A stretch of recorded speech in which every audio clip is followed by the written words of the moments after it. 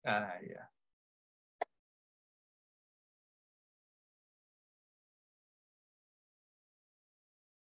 Oke, saya akan masuk ke bab 1, teknik pemantauan. Teknik pemantauan adalah sejumlah mekanisme atau langkah yang diperlukan dalam melakukan pemantauan, ya. Nah, pemantauan sendiri secara definisi oleh OECD, Overseas Economic Cooperation Department. OECD itu lembaga yang menaungi G7 gitu ya. G7 itu gabungan dari negara-negara maju, Amerika, Inggris, Jerman, Prancis, Kanada, Jepang,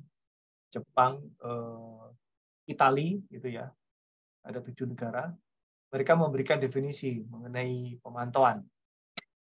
Jadi pemantauan itu adalah suatu fungsi yang berkesinambungan yang menggunakan pengumpulan data sistematis tentang data-data tentang indikator spesifik untuk memberikan rekomendasi atau analisis kepada pengelola intervensi pembangunan yang sedang berjalan, dan juga bagi pihak-pihak yang berkepentingan terkait gambaran realisasi atau progres sejauh mana suatu program kegiatan kebijakan telah mencapai tujuan dan kemajuan dalam penggunaan anggaran dan sumber daya lainnya. Ya. Jadi intinya adalah memberikan pengumpulan data sistematis, ya, pemantauan itu tentang suatu indikator yang spesifik ya untuk memberikan progres, untuk mencatat data realisasi program kegiatan atas intervensi tadi itu, kemudian datanya dikelola masuk database, kemudian divisualkan dalam bentuk laporan. Nah, laporan itu dipakai oleh pihak-pihak yang berkepentingan, oleh para stakeholder, ya, nyebutnya ada stakeholder forum, nyebutnya juga ada pentahelix forum, ya, yang dipakai untuk memberikan gambaran kemajuan, progres, sampai sejauh mana suatu mobilisasi sumber daya itu bisa mencapai tujuan. Nah, sehingga dari definisi tersebut berkembang 10 langkah teknik pemantauan. Ya. Yang pertama, pemantauan itu, teknik pertama adalah tentang menjalankan fungsi yang berkesinambungan. Jadi pemantauan itu menjalankan agar fungsi dari manajemen pembangunan itu berjalan lancar secara berkesinambungan, ya. Jadi pemantauan itu menjadikan suatu manajemen pembangunan berjalan lancar secara berkesinambungan. Kalau teman-teman kemarin minggu lalu atau kemarin ya saya lupa, itu jadi fungsi dari manajemen pembangunan itu kan ada 10 simpul ya. Yang minggu lalu saya sudah pernah sampaikan, itu ada 10 simpul, mulai dari data pokok, kajian teknokratik, penyusunan target, penyusunan pagu, pembahasan pagu dan target, kemudian penetapan target dan pagu, terus kemudian pengadaan barang dan jasa, terus kemudian koordinasi pengendalian pelaksanaan, terus kemudian pemantauan, terus evaluasi gitu ya. Ada 10 itu. Nah, kuncinya adalah kita menerapkan pemantauan ya, agar menjamin fungsi manajemen pembangunan berkesinambungan. Yang kedua, pemantauan itu melakukan pengumpulan data sistematis. Pengumpulan data teknisnya adalah dengan melakukan record atas data realisasi belanja barang dan jasa. Nah, barang dan jasa itu kelihatan pada saat kita mengetahui komponen dan subkomponen dalam rencana kerja anggaran RKA. Ya. Kemudian yang ketiga, tentu dalam komponen subkomponen itu melekat pada dirinya itu indikator spesifik. Nggak hanya komponen subkomponen tentu, tapi juga pada output itu melekat indikator output. Pada outcome itu melekat indikator outcome. Pada impact itu melekat indikator impact. pada semua struktur itu melekat indikator di situ yang spesifik. Ya, spesifik itu artinya ya hanya melekat pada dirinya, tidak dapat melekat pada yang lain ya. Informasi, kemudian yang keempat, pemantauan itu merupakan teknik untuk memberikan informasi kepada para pengelola intervensi pembangunan. Teknik yang tepat untuk memberikan informasi kepada para pengelola intervensi pembangunan. Kemudian yang kelima, pemantauan itu merupakan teknik untuk melakukan analisis, baik analisis kebijakan ya, atau impact analysis, kemudian analisis program atau outcome analysis, analisis kegiatan atau analisis output, dan analisis proyek. Proyek ialah gabungan lebih dari satu kegiatan atau program. Ya, jadi proyek itu bila ada satu kegiatan, ada dua kegiatan, 3, 4, dan seterusnya, bergabung, berkolaborasi dalam satu rangkaian kegiatan yang besar. Itu kita sebut sebagai proyek. Kemudian pemantauan itu juga menjadi alat bagi pihak-pihak yang berkepentingan untuk menjadi alat pengendalian, alat yang dipegang oleh pihak-pihak berkepentingan untuk menjadi alat pengendalian. Ya. Minggu lalu kita sudah belajar mengenai pengendalian, ada 3 tekniknya, yaitu SCF. Mungkin teman-teman ada yang masih ingat S-nya apa? S-nya suspend, C-nya corrective, F-nya facilitation ya. Kemudian yang ketujuh, pemantauan itu juga memberikan visualisasi mengenai gambaran kemajuan atau progress report ya. Jadi pemantauan itu menjadi teknik juga untuk progress report. Kemudian yang kedelapan, pemantauan itu dapat memberikan gambaran kepada kita sampai sejauh mana suatu tujuan itu dapat tercapai. Ya, teknisnya melalui gambaran persentase pencapaian. Terutama pencapaian target, fisik, dan pencapaian diikuti dengan pencapaian anggarannya. Jangan dibalik ya. Pencapaian di sini bukan pencapaian realisasi anggarannya, tapi pencapaian target fisiknya dulu. Baru diukur pencapaian realisasi anggarannya. Jangan dibalik. Kemudian pemantauan juga memberikan visualisasi gambaran kemajuan berapa persen kontribusi sejumlah input tadi itu pada pencapaian impact, pada pencapaian outcome, bahkan pada pencapaian impact.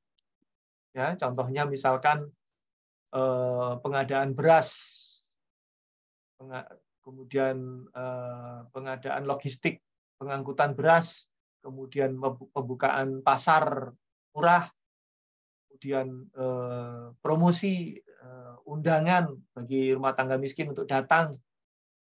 4 input itu bisa dipakai untuk outputnya adalah sekian ton beras dibeli dengan harga murah oleh rumah tangga miskin. Nah, lalu impact-nya bisa kita kelihatan. Berapa kontribusi total input tadi itu pada pencapaian output, lalu output-nya bisa memberikan kontribusi sekian N% pada pencapaian outcome. Outcome-nya misalnya menurunnya beban konsumsi masyarakat miskin. Ya. Outcome-nya menurunnya beban konsumsi masyarakat miskin, ukurannya adalah masyarakat yang berada di bawah garis kemiskinan terangkat daya belinya, sehingga dia tidak lagi berada di bawah garis kemiskinan, tapi berada pada garis kemiskinan atau di atas garis kemiskinan. Kemudian yang ke-10, pemantauan itu juga melakukan pengukuran pada penggunaan sumber daya. Nah ini, fungsi berkesinambungan. Ya, yang pertama, jadi kegiatan pemantauan senantiasa secara berkelanjutan terus-menerus tidak berhenti pada satu waktu tertentu melakukan pendataan pada setiap titik pantau. Setiap titik pantau yang satu dengan titik pantau berikutnya. Syaratnya yang disebut sebagai pemantauan, syaratnya jarak antara titik pantau pertama dengan titik pantau yang kedua itu harus selalu sama. Jaraknya itu sama. Ya. Ini contohnya, misalkan titik pantau pertama adalah pada bulan Desember. Titik pantau kedua itu pada bulan Februari. Titik pantau ketiga pada bulan April. Titik pantau ketiga pada bulan Juni. Titik pantau keempat pada bulan Agustus. Jaraknya sama, yaitu 2 bulan, 2 bulan, 2 bulan, 2 bulan. Ya. Tidak boleh jeda antara 2 kegiatan pemantauan atau 2 titik pantau ini punya jarak yang berbeda. Nah, itu tidak boleh. Contohnya misalkan begini. Contohnya misalkan, nih, terus ke sini. Tiba-tiba karena diminta oleh bupati untuk melakukan pemantauan lebih cepat, begini. Ya. Lalu duitnya habis. Selesai kemudian. Ya, selesai. Nah, ini nggak boleh. Ini nggak boleh. Kemudian yang kayak begini juga nggak boleh. Rajin melakukan pemantauan tiap bulan. Tiba-tiba duitnya habis. Nah, begini. Tiba-tiba duitnya habis ya. Lalu pemantauannya menjadi jaraknya berbeda ya. Jadi jaraknya semula 1 bulan, 1 bulan, 1 bulan, kemudian 5 bulan ya. Terus kalau yang ini jaraknya 2 bulan, 2 bulan, lalu 1 bulan, 1 bulan, 1 bulan ya. Ini yang di atas ini yang nggak boleh ya. Kemudian yang kedua, pengumpulan data secara sistematis. Jadi kegiatan pemantauan itu melakukan perekaman data secara sistematis terhadap realisasi anggaran, terhadap realisasi kegiatan, ya, terhadap pencapaian target fisiknya, gitu. Nah, ini sebagai contoh di sini. Yang dicatat adalah realisasi target fisik, berapa jumlah guru yang hadir tiap bulan. Jumlah guru yang hadir tiap bulan. Kemudian jumlah buku yang dipergunakan oleh para siswa. Kemudian jumlah siswa yang hadir di kelas. Ya. Nah, ini dicatat ya, dilakukan perekaman data gitu. Seperti ini tiap bulan. Nah, ini bila pemantauannya dilakukan secara daily ya. Daily atau harian ya. Bisa nggak Pak dilakukan secara 2 bulanan? Boleh gitu ya. 3 bulanan boleh gitu ya. Asal yang dicatat adalah jumlah terakhir. Jadi Februari ya, jumlah terakhirnya ini. Misalkan Februari gitu ya. Kemudian Mei, terus kemudian Agustus gitu ya. Jadi jarak antar titik pantau itu selalu sama ya. Jarak antar titik pantaunya selalu sama. Ya, 3 bulanan. Oke. Nah, kita akan melihat sistematisasi data ya.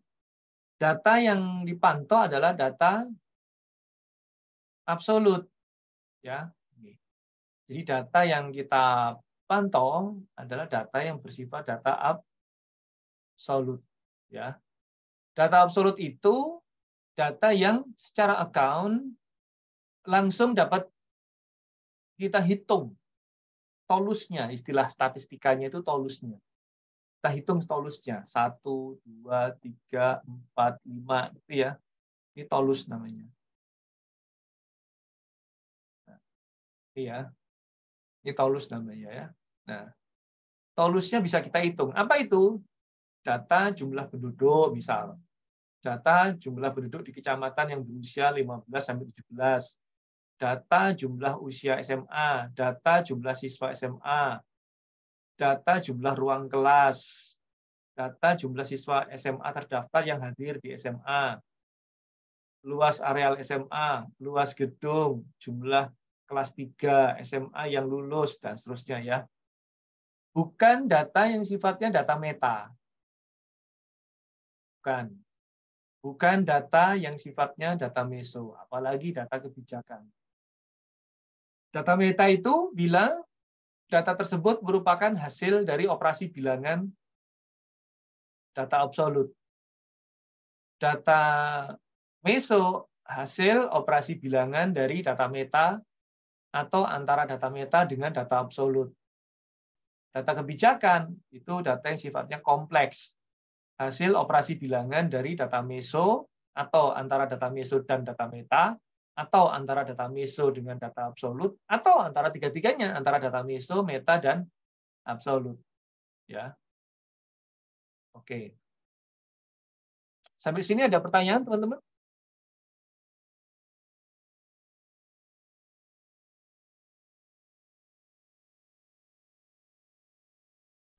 Oke, berikutnya indikator spesifik.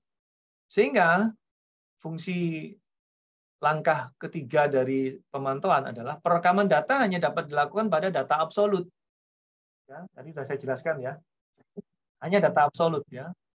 Perekaman data hanya dapat dilakukan pada data absolut. Oke. Sehingga di langkah ketiga itu kita melakukan pemantauan dengan teknik merekam data absolut itu. Nah, kita diminta, kita nggak boleh melakukan perekaman pada data agregat ya. Nih, data agregat itu yang ini. Nah, nggak boleh ya. Bukan pemantauan kalau itu ya. Nah, pemantauan itu merekam data absolut.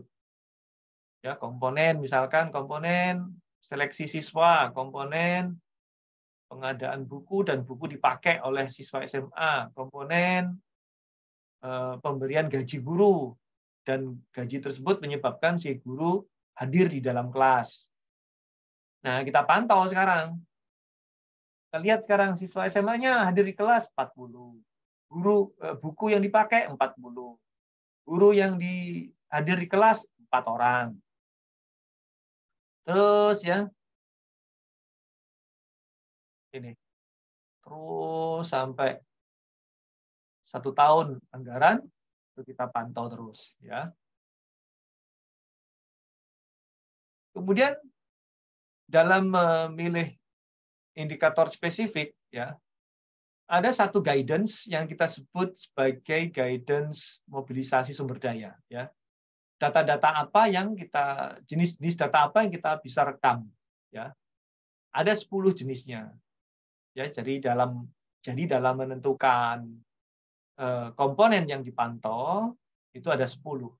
Yang pertama adalah komponen tentang sumber daya keuangan yang berkaitan dengan penggunaan uang itu sendiri. Yang kedua adalah komponen sumber daya fisik yang meliputi apa nih sumber daya fisik? Buku, ya, alat peraga, gitu, ya. Kemudian yang terkait dengan sumber daya manusia, apa itu? Unit yang memperoleh manfaat. Siapa itu? Siswa SMA, ya. Kemudian terkait dengan regulasi, berapa juknis yang digunakan, terkait dengan waktu, berapa lama waktu yang diperlukan, terkait dengan lokasi, ya, berapa ruang kelas yang diperlukan, terkait dengan dukungan eksternal, ya, berapa kali rapat yang dilakukan oleh pimpinan dinas pendidikan, kepala sekolah, dalam rangka memastikan kehadiran siswa dalam kelas, dalam rangka memastikan kehadiran guru dalam kelas. Kemudian dukungan internal, yang memastikan si guru tersebut hadir di kelas. Kemudian kematangan konsep, sampai seberapa jauh seluruh subkomponen dan komponen mampu menjadikan siswa hadir di dalam kelas. Kemudian informasi yang simetris, sampai seberapa jauh data-data dalam hasil pemantauan tersebut mampu memberikan pegangan kepada para pengelola langsung agar menjamin siswa hadir dalam kelas. Ya, jadi ada 10 nih. Mobilisasi sumber daya, yang dipakai untuk menentukan indikator spesifik. Oke, nah biasanya itu cuma dua, hanya sumber daya keuangan dan sumber daya fisik ya. Nah, padahal dalam prinsip pemantauan ada 10 ini ya. Oke, berikutnya saya akan menyampaikan model logika. Dalam teman-teman menyusun indikator spesifik yang didasarkan pada 10 kriteria mobilisasi sumber daya ini, teman-teman bisa pakai model logika. Yang paling sederhana model logika 4x5. Ini model logika 4x5 ya. Oleh pemateri-pemateri sebelumnya sudah diajarkan model logika nggak? Teori atau konsep model logika belum? Model logika. Logical framework ya, Pak? Iya, sudah. Terkait ya. Iya, Bapak. Oke. Ya, dalam teori model logika atau logical framework itu, yang paling sederhana itu adalah 4x3. 4x3 itu A, input, proses, output. Nah, saya sekarang pakai 4x5. 4x5 itu input, proses, output, intermediate outcome,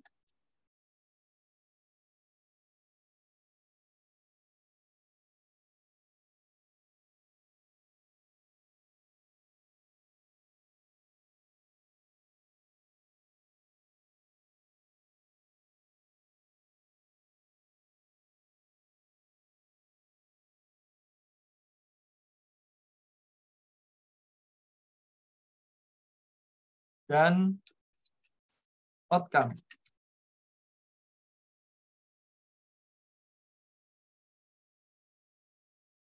Ya, ini 4x5. Nah, ini cara menuliskannya digeser unclockwise, digeser ke kiri 90 derajat.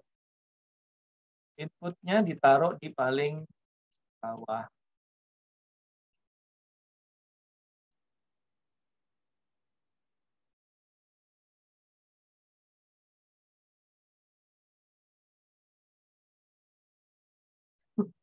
Ya. Ini adalah struktur. Strukturnya berarti nomornya dibalik begini cara nulisnya. Semoga kemarin teman-teman sudah mempelajari dengan seksama ya. Struktur, lalu indikator. Ya. Struktur, penjelasan dulu, apa namanya, uraian dulu. Uraian, terus indikator, terus asumsi. Ya. Uraian, indikator, asumsi, terus kemudian ini 4-nya itu ya, 1, 2, 3, 4. Asumsi. Ini kemudian cara asumsi dipenuhi. Nah, ini uraiannya dimulai dari cara nulisnya paling bawah. Ya. Inputnya ada berapa? Nah, inputnya ada berapa ini? Siswa, gitu ya. Nah, siswa, 2, guru, buku, gitu ya. Nah, indikator siswa adalah orang. Indikator guru adalah orang. Indikator buku, unit. indikator alat peraga adalah unit. Kemudian indikator kelas, unit, dan seterusnya ya. Begini. Sudah diajari belum, teman-teman? Harusnya sudah kebayang ya, harusnya sudah paham ya, harusnya ya. Belum. Oh, Sudah waduh. diajari, tapi maksudnya kadang masih bingung menentukan input yang apa, yang termasuk inputnya itu apa. Ya, jadi ini inputnya ya. Ini inputnya, lalu kemudian kan teman-teman nanti diminta untuk yang tadi saya sampaikan ya, inputnya ini ya. Inputnya adalah siswa. Nah, siswa itu adalah komponen. Komponen dari siswa itu apa?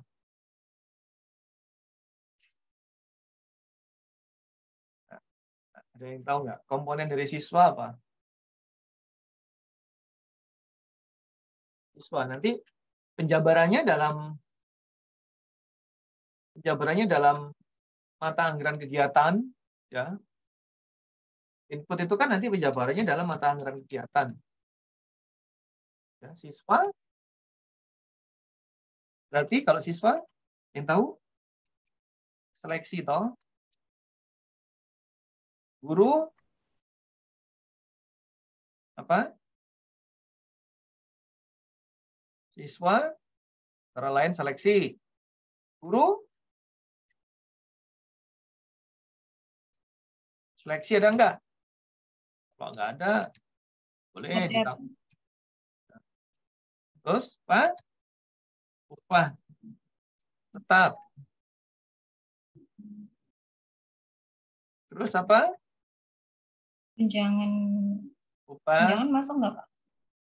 ya tunjangan masuk dalam upah tidak tetap. Upah tidak tetap. Itu meliputi premi, ya, tunjangan transport, tunjangan macam-macam, ya. Apalagi? Apa? Reward gitu bisa, Pak? Sertifikasi. Ya. Apa? Dan seterusnya, ya. Gitu ya. Nah, ini komponennya kan. Nanti subkomponennya kalau upah tidak tetap berarti 2.3.1. Subkomponennya apa? Kalau upah tidak tetap. 1 apa? Tunjangan kinerja. Iya.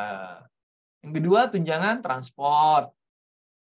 Ketiga tunjangan kesehatan. Keempat tunjangan macam-macam ya. Jadi 2 subkomponen kan? 2.3.1, 2.3.2 dan seterusnya, bisa banyak itu. Kalau teman-teman lihat di struk gaji ada sekitar 14 upah tidak tetap. Ya, ada 14 upah tidak tetap itu di struk gaji di catatan apa namanya? Teman-teman menyebutnya apa? Struk gaji itu, gaji kita itu. Apa namanya? Slip ya, Pak. Slip gaji. Saya nggak pernah, soalnya saya nggak pernah terima, soalnya disita sama istri saya. Sama leger gaji. Ya, saya nggak pernah terima, jadi nggak pernah lihat. Tapi saya dilapori sama istri saya, katanya ada 14, Pak, gitu. Ada 14 subkomponen. Yang teman-teman nih, yang ibu-ibu ini yang tahu nih, ada berapa? Ya, tunjangan anak, ya, ada apa ya? Oke ya, jadi ini kalau di breakdown ini adalah komponen dan subkomponen. Ya, oke ya.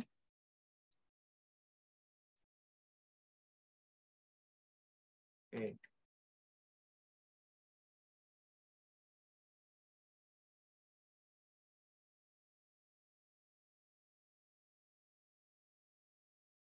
Nah, setelah teman-teman tahu inputnya apa gitu, terus kemudian indikatornya apa, terus kemudian prosesnya bagaimana? Proses itu menjelaskan cara memperoleh asumsi, ya, ya. Proses itu cara memperoleh asumsi, tadi ya. sudah saya tulis tadi itu, cara memperoleh asumsi.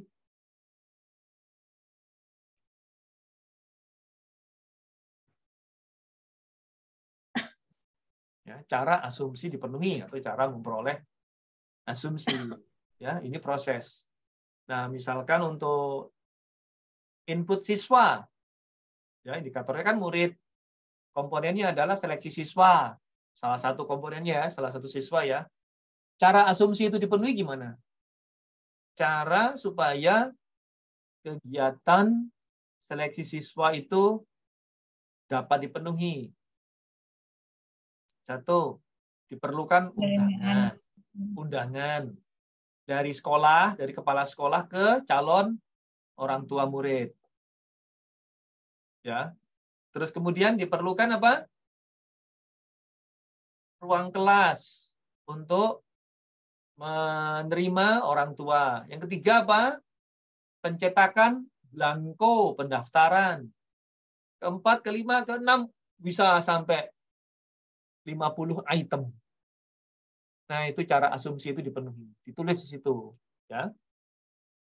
Oke ya. Nah, sebetulnya kalau kita semakin dalam, kita masuk ke area planning sebetulnya, bukan area pemantauan ya. Harusnya memang seorang pemantau yang baik itu dia juga seorang planner yang baik ya. Oke ya. Asumsi yang dipenuhi ya, itu Anda berarti Anda memberikan detail bagaimana cara supaya proses itu dapat dilakukan ya. Nah, setelah itu proses-proses ini yang di kolom 2 ini kemudian memberikan kepastian agar siswa tersebut hadir di dalam kelas. Ya. Indikatornya apa? Tingkat kehadiran siswa di kelas. Ya. Kemudian intermediate outcome-nya adalah prestasi siswa. Ya. Indikator ikutannya apa? Kinerja sekolah, kinerja guru, prestasi kepala sekolah, ya. Outcome-nya apa? Outcome-nya adalah prestasi siswa di akhir tahun. Nah, gimana sih cara membedain antara output, intermediate outcome dengan outcome? Kalau output, sifatnya ini masih data absolut. Perhatiin baik-baik ya, kehadiran siswa. Sifatnya masih berupa data absolut. Tapi kalau sudah intermediate outcome, maka cara penyusunan intermediate, cara penyusunan indikator prestasi siswa, itu dengan cara kita menggunakan suatu operasi bilangan terhadap nilai absolut pada indikator output. Ya. Ini kan kehadiran siswa. Berapa sih kehadiran siswa? Ini ya. Siswa SMA yang hadir. Ya, kehadiran siswa ini. Desember 40, Januari 40, ini 40. Berarti kehadiran siswanya adalah 40, 40, 40, 40 ya. Nah, kemudian ini ciri dari kegiatan yang merupakan output ya, cirinya ya. Jadi masih berupa data absolut. Tapi begitu dia masuk ke intermediate outcome, itu datanya sudah mulai data meta ya. Data meta. Jadi merupakan operasi bilangan dari data absolut ya. Nah, prestasi siswa. Dihitung di sini. Ini kalau mau diperumit misalnya di bulan Januari ini nilai rata-rata siswa matematika berapa, nilai rata-rata siswa IPS berapa, nilai rata-rata siswa fisika berapa. Nah, jadi kalau seperti itu ciri-cirinya sudah merupakan intermediate outcome. Kemudian outcome itu prestasi siswa di akhir tahun ajaran, itu ciri-cirinya ya sudah merupakan bilangan, sudah merupakan data yang bersifat data meso. Ya, data yang sifatnya data meso. Jadi sudah merupakan operasi bilangan dari data absolut dan data meta. Oke. Sampai sejauh ini paham teman-teman? Paham ya? Ini nggak enaknya kalau online ya begini nih ya, nggak bisa langsung apa itu satu persatu gitu ya. Saya mengecek pemahaman teman-teman ya langsung gitu.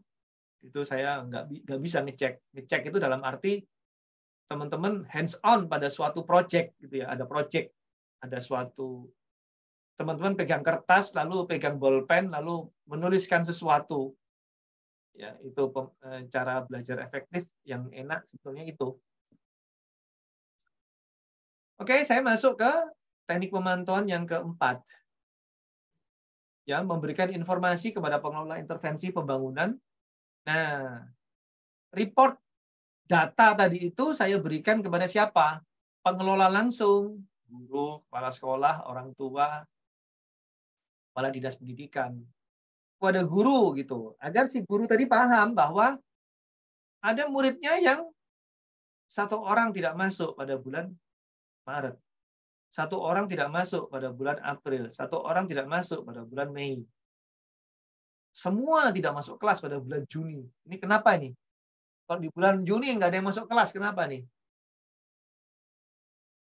Libur, Pak. Iya, betul libur ya. Ya. Ini saya memberikan informasi kepada guru. Satu orang nggak masuk ini, Pak. Kenapa? Gitu. Oh, mungkin orang tuanya sakit. Kemudian bulan kedua masih nggak masuk. Orang yang sama, murid yang sama. Iya, sama, murid yang sama. Jangan-jangan bukan karena si murid itu sakit, masa 1 bulan sakit. Gitu kan? Mungkin pindah tanpa memberitahu kepada sekolah. Nah, gitu ya. Pindah.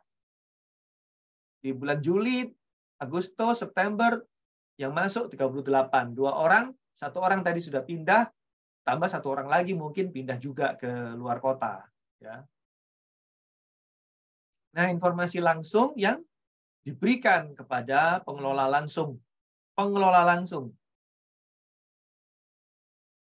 Ya.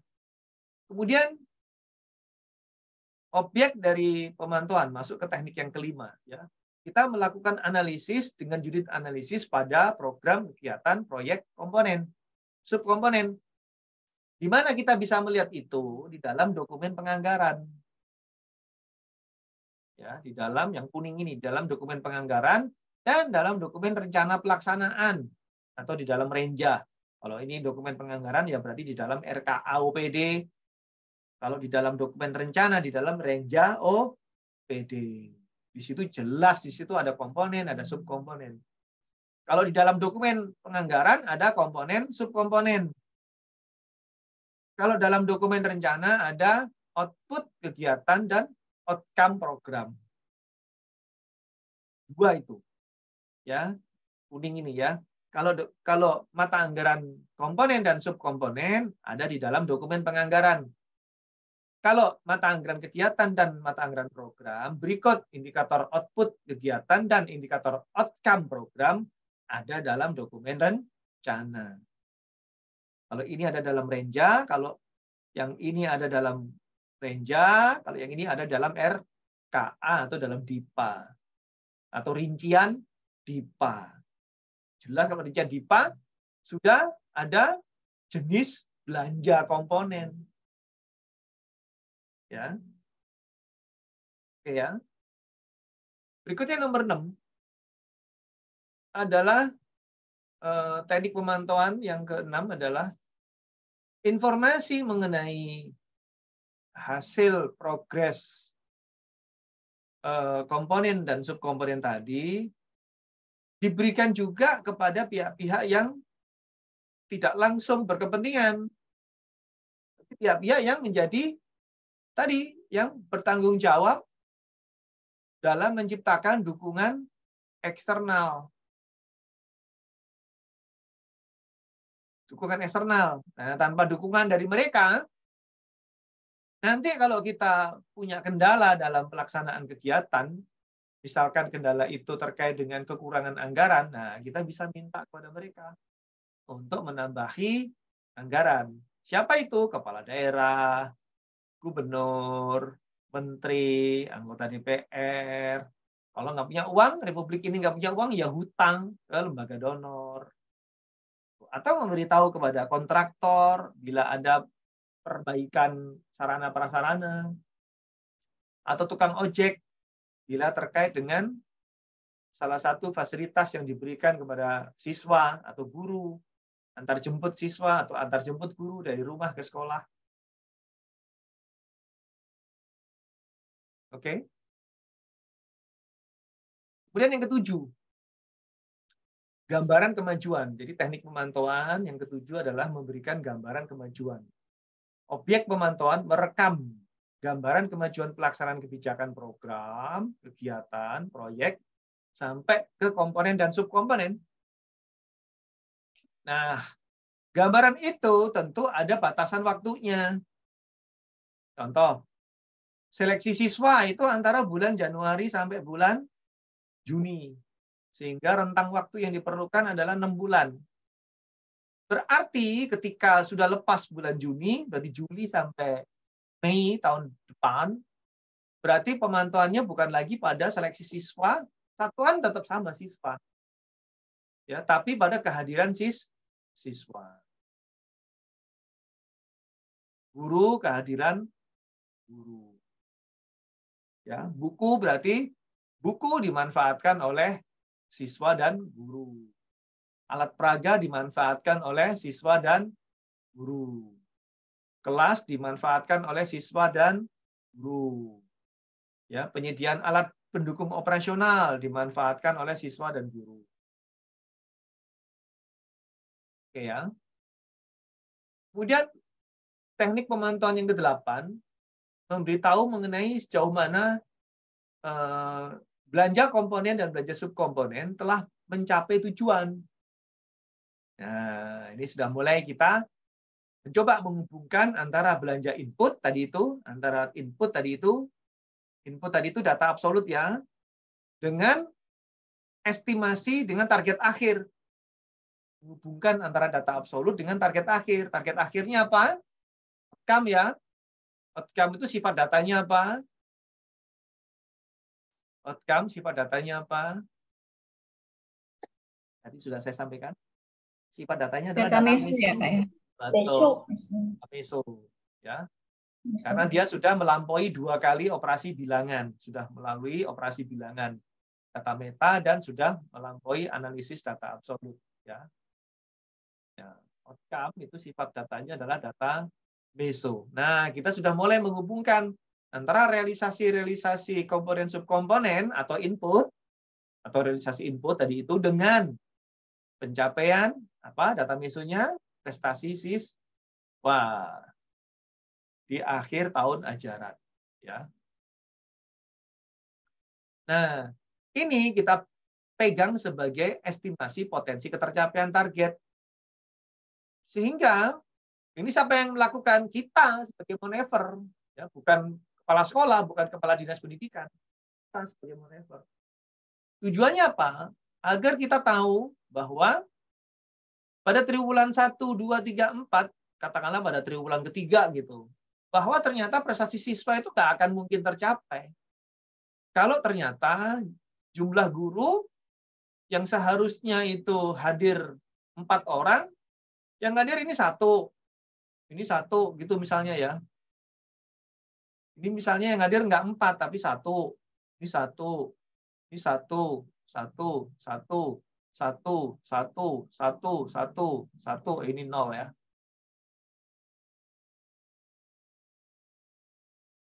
Ini 0 karena ya nggak ada gurunya ya. Oke.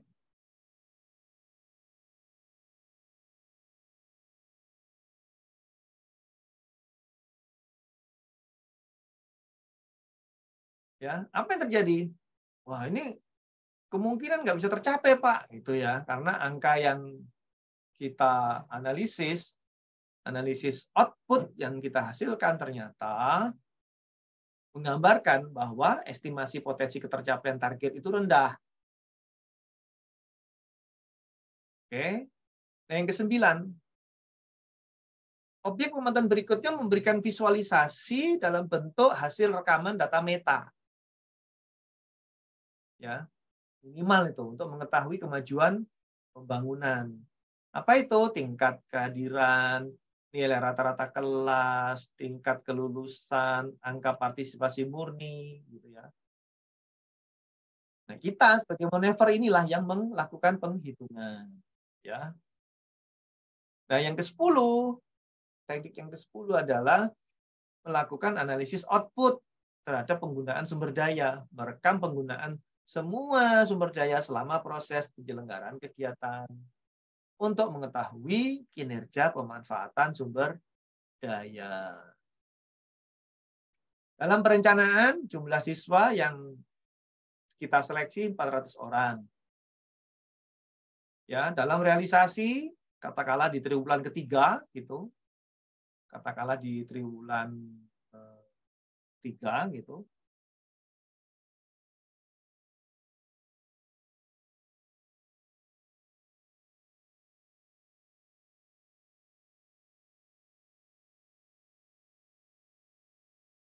itu ternyata realisasinya rata-rata 398. Ya. Kemudian jumlah bukunya dari 400 gitu. Dari 400 dengan harga persatuan SBM-nya Rp1.000 sehingga volumenya 400.000 ya. Dari guru, dari volumenya, dari kuantitasnya 40 orang dengan harga satuan 1.000 sehingga volumenya 40.000. Realisasinya 30. Nah, ini ya. Kemudian alat peraga dari 10, realisasinya 10. Transport dari 40 tukang ojek, ternyata realisasinya 20 tukang ojek. Pemberian makanan tambahan anak sekolah untuk 400 siswa, karena yang hadir cuma 398, maka makanannya baru direalisasikan untuk 398. Kelas, ada 8 kelas, tersedia 8 kelas. Regulasi, ada 5 regulasi, tersedia 5 regulasi. Nah, ini totalnya berarti ya untuk volume sekian, untuk volume ini sekian ya. Kinerjanya berarti berapa? Cara ngitungnya adalah 400 dibagi 400. 1. 30 dibagi 40, 0,75%, 75%. 10 dibagi 10, 100%. Ya.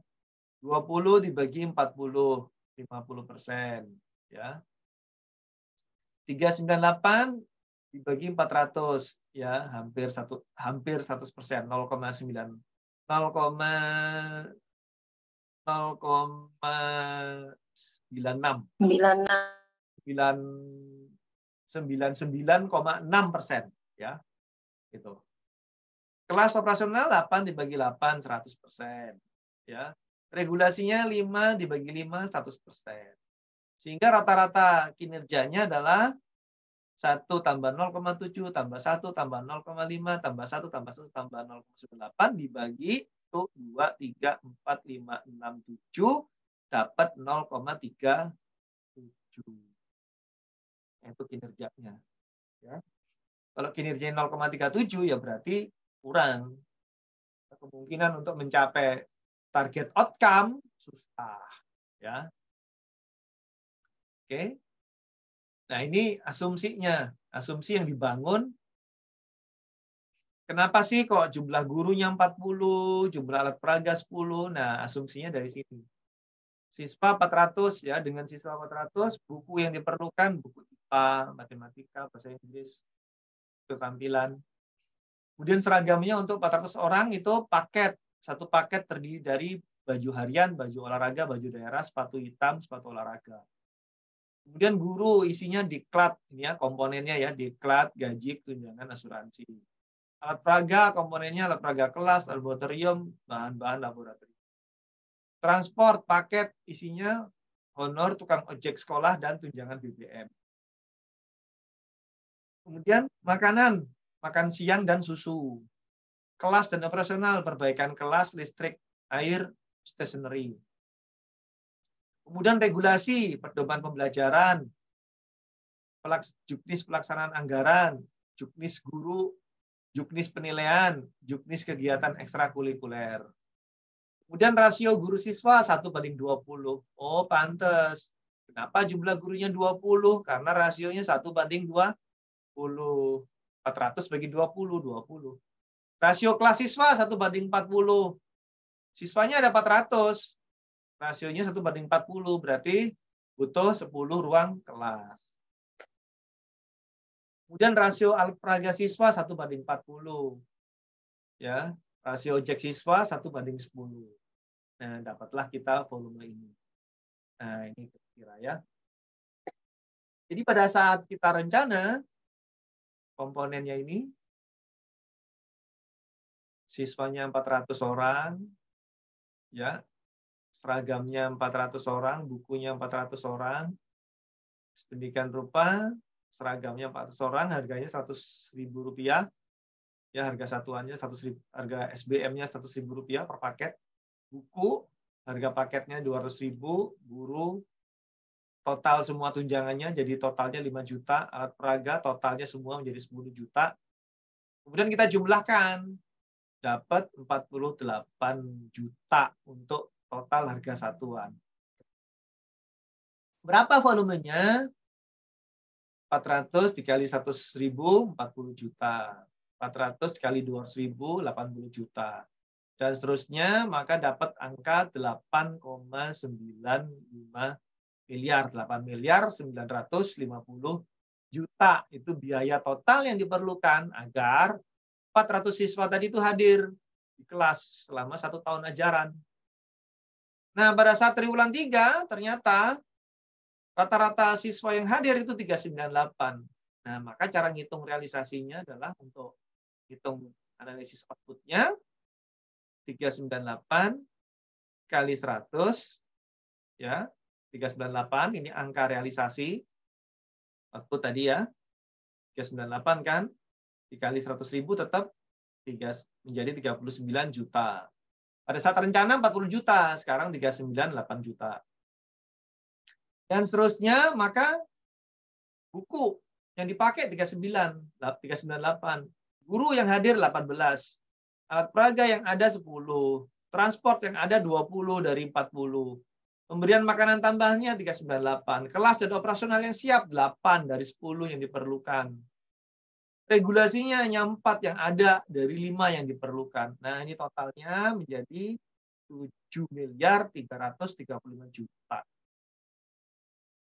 Oke, maka kinerjanya adalah B2 dibagi B1 itu kinerja awal, ya, kinerja awal di sini disebut sebagai kinerja ideal adalah Rp22.375.000 per siswa. Ini yang kita sebut sebagai satuan biaya operasional kehadiran siswa. Ini yang kita sebut yang C2 dibagi C1 adalah realisasi dari satuan biaya operasional. Nah, inilah yang menjadi kunci faktor elastisitas. Paham ya? Ini menjadi kunci faktor elastisitas. Nah, inilah yang kita laporkan ya. Dengan demikian, laporan pemantauan itu adalah merupakan kegiatan yang berhubungan dengan data. Ya, kita melakukan analisis pada data. Sampai sini teman-teman ada pertanyaan?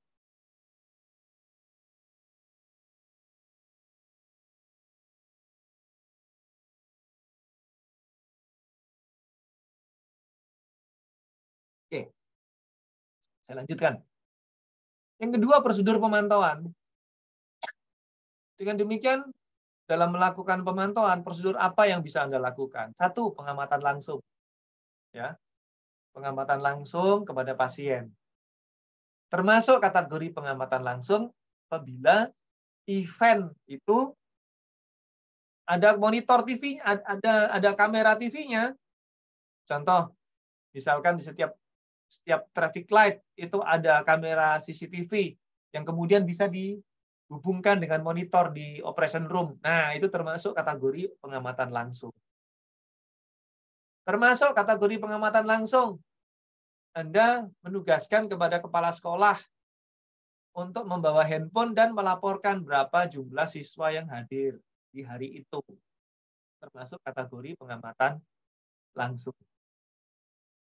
Ya, Anda membagikan handphone kepada para kepala sekolah, misalkan di satu kabupaten kota ada 1000 SMA, ada 1000 SD, SMP, SMA, lalu setiap hari, setiap jam 5 gitu, si kepala sekolah memberitahu kepada Anda untuk mencatat jumlah kehadiran siswa pada hari itu. Jadi nanti Anda punya data, kalau laporannya harian berarti sebanyak 280 hari.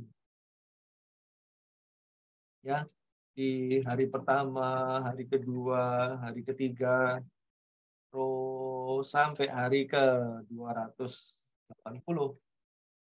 Ya, nah, Anda punya datanya. Ini 400 ya. 400 nanti di SMS ya, di SMS gitu.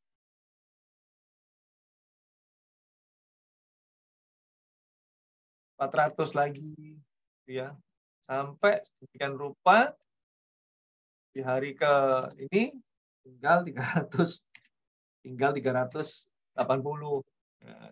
Muridnya hilang 20 orang. Ada yang pindah, ada yang pindah sekolah, ada yang pindah kelas, pindah kota gitu ya. Nah, ini nanti di rata-rata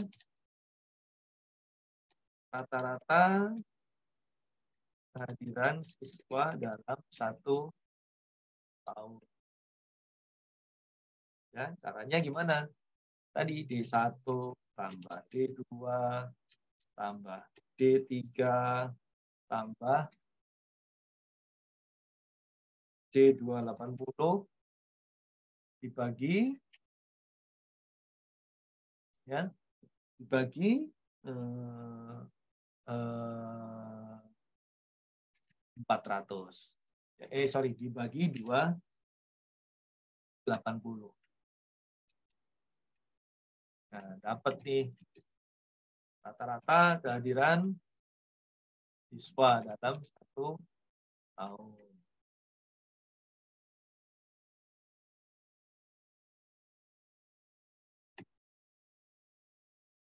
Oke.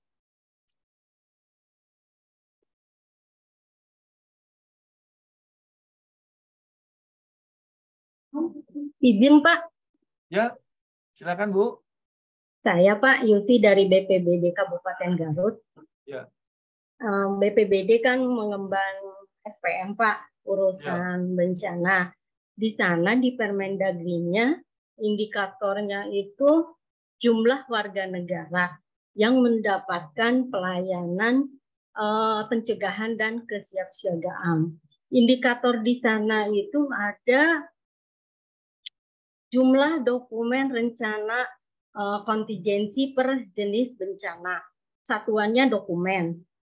Terus ada lagi jumlah warga negara yang mendapatkan pelatihan, pencegahan, dan kesiapsiagaan. Maaf Pak, yang tadi bukan warga negara, jumlah dokumen yang mendapatkan dokumen Renkon. Yang itu warga negara, kalau yang Renkon itu dokumen. Jumlah dokumen. Iya, dokumen. Terus adalah yang jumlah dokumen rencana kontingensi per jenis bencana.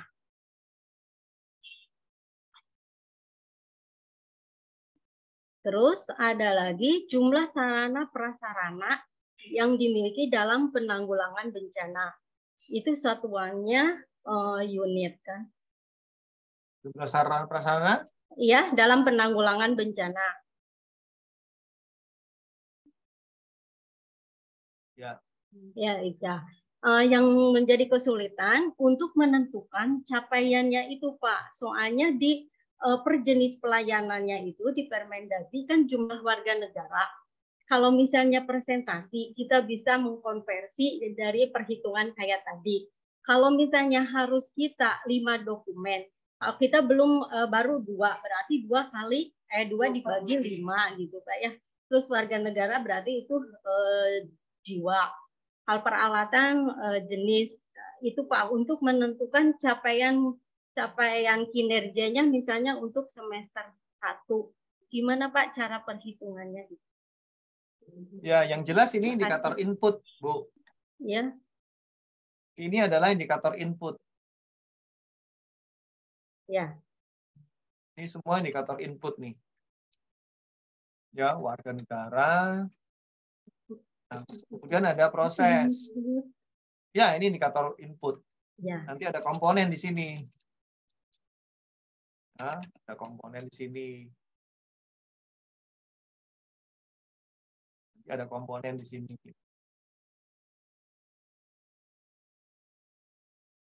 Nanti ada komponen di sini. Kemudian ada proses. Proses ini adalah asumsi untuk mencapai untuk melaksanakan input tadi itu. Ya, prosesnya misalkan swakola, prosesnya misalkan rujukan langsung, prosesnya misalkan pihak ketiga, kontrak pihak ketiga. Nah, outputnya berarti adalah tingkat waspadaan, ya, adalah waspadaan bencana, misalnya. Unitnya jumlah penduduk Garut yang waspada bencana. Nah, nanti Ibu bikin model logikanya kan? Nanti Ibu bikin model logikanya. Apa indikatornya? Tadi sudah ada ya, jumlah penduduk Garut yang waspada bencana. Itu indikatornya.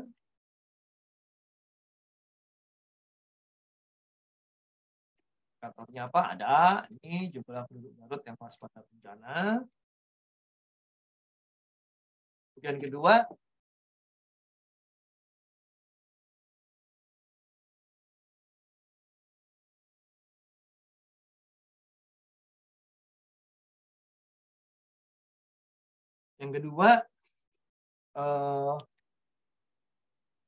asumsi.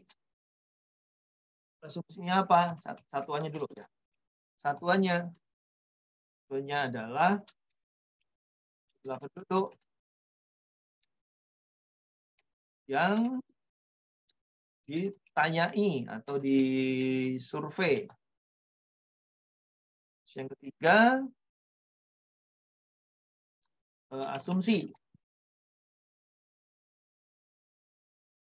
Nah, berarti nanti Ibu indikatornya ini ya, satuannya jumlah penduduk yang disurvei, asumsinya adalah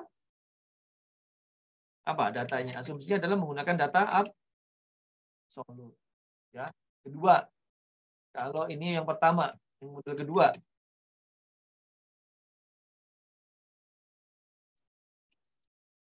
terserah Ibu mau pakai model mana boleh. Model kedua,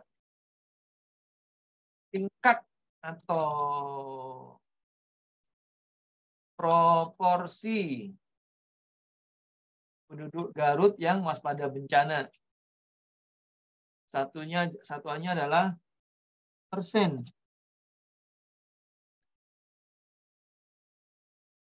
yang waspada bencana. Berarti asumsinya adalah proporsi ini proporsi penduduk waspada bencana, katakanlah begitu, PPWP,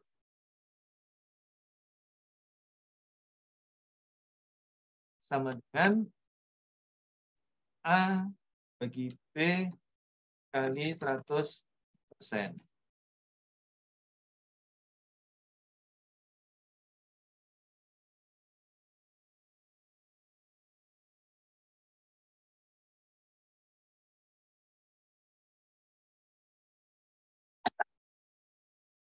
A, apa A?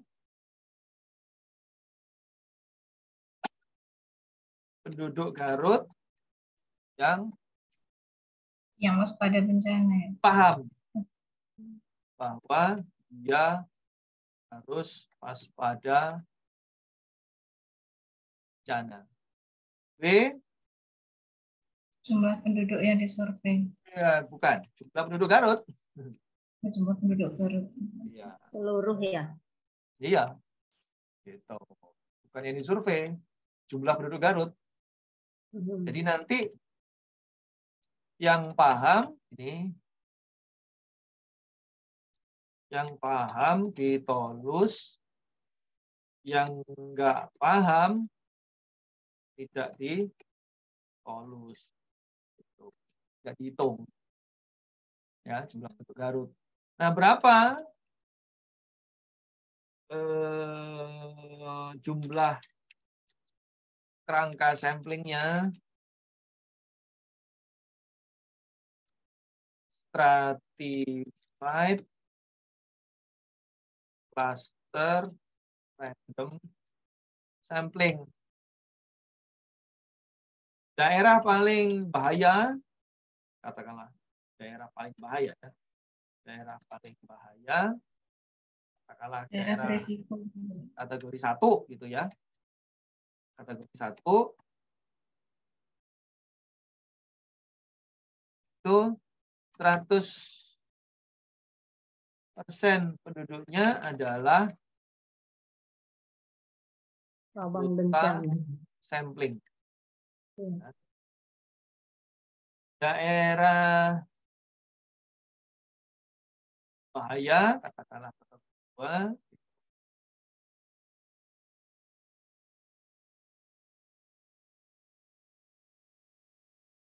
%75% populasinya adalah anggota sampling. Daerah kurang bahaya, 50% adalah anggota sampling. Daerah tidak bahaya, 25% adalah anggota sampling. Siapa yang disampling? Dewasa, kepala rumah tangga, atau kepala rumah tangga yang dewasa.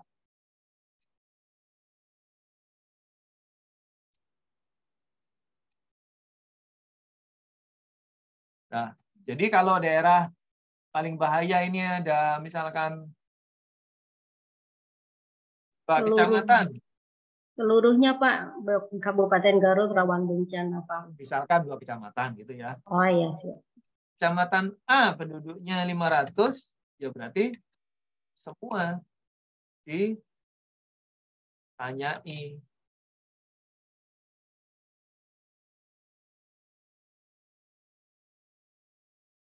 Pakai Google Home. Kalau dari 500 orang ini, kecamatan A ada 500 kepala rumah tangga,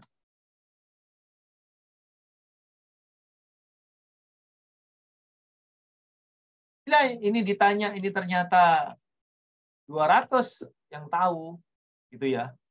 Ya berarti 200 dibagi Bukan 200 dibagi 5. Kecamatan A misalkan ada 800 penduduk, 500 diantaranya Karuta, maka yang 500 itu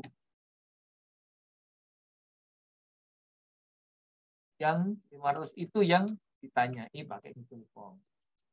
Maka bila yang jawab 200 Karuta, angkanya 200 dibagi bukan 500 tapi 800.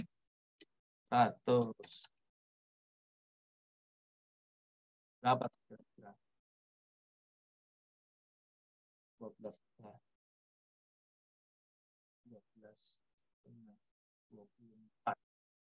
Sekitar 24,8%. Nah, gitu, Bu. Jadi yang waspada bencana di Kecamatan A 24%. Nah, artinya nanti Ibu di triwulan 1 ngecek, waduh cuma 24% nih, gitu kan ya. Ya. Ibu berarti datang lagi petugas BPD-nya ke sana. Sosialisasi lagi. Sampai dapat 100%. Paham, Bu? Nah, itu maksudnya. Iya, paham, Pak. Kalau misalnya gini, Pak, jumlah penduduk itu tidak semuanya. Katanya harus dipisahkan dengan yang baru lahir. Jadi diambilnya itu yang melek huruf atau IT gitu. Itu tuh asumsi atau apa, Pak? Enggak. Jadi harus Seluruh. Kalau nggak boleh, jadi apa namanya? Kalau misalkan ada yang nggak melek IT, Ibu wajib datang ke sana, tanya langsung, atau minta tolong kepala desa untuk melakukan survei manual. Siap. Nggak boleh kalau melek IT, nggak boleh. Melek IT atau enggak, tetap mereka punya nyawa. Yeah. Tetap mereka statusnya adalah orang dewasa, kepala rumah tangga. Kenapa kepala rumah tangga? Karena anggota rumah tangga kewajiban kepala rumah tangga. Bukan kewajiban petugas dinas BPBD lagi. Kepala rumah tangga yang harus tanggung jawab. Gitu. Oke, Bu. Ya, makasih Pak pencerahannya. Pengamatan langsung. Terus kedua, penggalian unstructured data, perbandingan data, persahian data, meta-analisis, transmisi, pengujian, penilaian data, analisis data, kegunaan korektif, gitu ya. Tadi itu, kita lagi ngobrolin itu tadi langsung ke contoh kasus. Nah, pertanyaan kayak pertanyaan Ibu ini, lebih enak itu kalau kita ketemu langsung, Bu. Wah, langsung praktekin, gitu ya. Semua teman-teman peserta begitu, enak itu. Tapi kalau online gini susah ini. Susah kita. Online gini kita susah. Kemudian ketiga, kegiatan pemantauan ini waktunya tinggal sedikit lagi nih. Satu, merekam perkembangan secara berkala. Tadi ya pakai Google Form. Kalau nggak bisa pakai Google Form, datang langsung ke pemanfaat program. Datengin langsung. Gitu ya, Bu. Kemudian menghadiri rapat pertemuan. Nah, Ibu bisa ngadain rapat di balai desa. Di Garut ada berapa desa? Misalkan ada 500, ada 1000 desa ada? 412, Pak. 412 desa. Nah, ada berapa kecamatan, Bu? 41 kecamatan. 40 kecamatan? Banyak ya? 42. Ya. 42 ya. 42. Ya berarti ya. Ibu ngadain di setiap kecamatan. Ya. Ngadain rapat. Dalam rapat itu seluruh masyarakat, kepala rumah tangga yang diundang, yang menjadi unit sampling diundang untuk mengisi kuesioner gitu ya, sambil memperoleh penjelasan mitigasi bencana.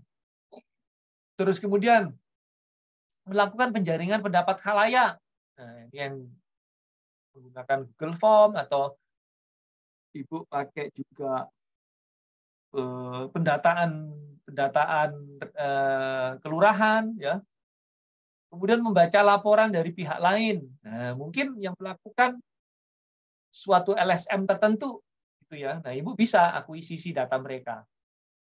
Kemudian membaca data statistik, ini juga bagian dari prosedur pemantauan. Melakukan diskusi khalayak, ya datang langsung ke masyarakat gitu ya. Ini melakukan, ini kalau nggak salah petanya peta bencana ini yang saya bikin ini, Bu.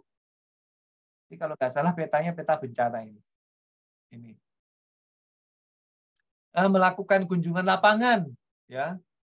Terus kemudian surveillance. Nah, bisa juga pakai surveillance gitu ya. Macam-macam caranya ya. Cara melakukan pendataan, yang melakukan pemantauan, kegiatan pemantauan itu berarti melakukan pendataan kan. Nah, caranya macam-macam, bisa ini ya sampai ke video conference. Ibu susah, nggak punya duit, maka bisa video conference. Dikumpulin penduduknya di kantor kelurahan, berarti Ibu menyediakan 400 Zoom di masing-masing kantor kelurahan. Nanti penduduk kepala rumah tangga di desa itu yang menjadi anggota sampling berada di kepala desa itu, kemudian dilakukan Zoom. Ayo, siapa yang udah tahu? Dari 20 orang yang hadir ini, yang ngacung cuma 10, berarti 50%. Di kelurahan sebelah, ayo, yang hadir 30, yang ngacung 20, berarti 66%. Ya, oke, ini nggak perlu kuis lah kita ya, waktunya nggak cukup kalau buat kuis. Oke, saya kira itu, Bapak Ibu ada pertanyaan?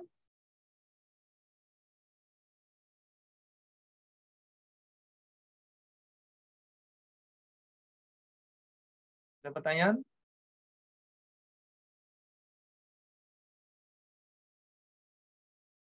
Nggak ada ya? Oke. Kalau nggak ada, maka saya akhiri waktu kita hari ini. Terima kasih atas perhatian Bapak Ibu. Waktu saya kembalikan ke panitia.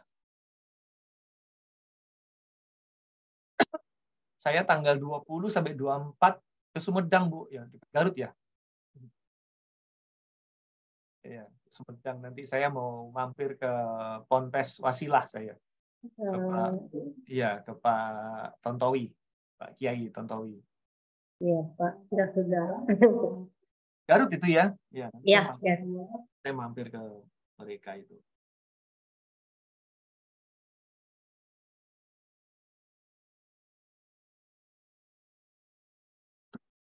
Baik, saya kembalikan ke panitia. Siapa nih, Mbak Raisa? Baik, terima kasih Pak Ranti untuk pemaparan materinya.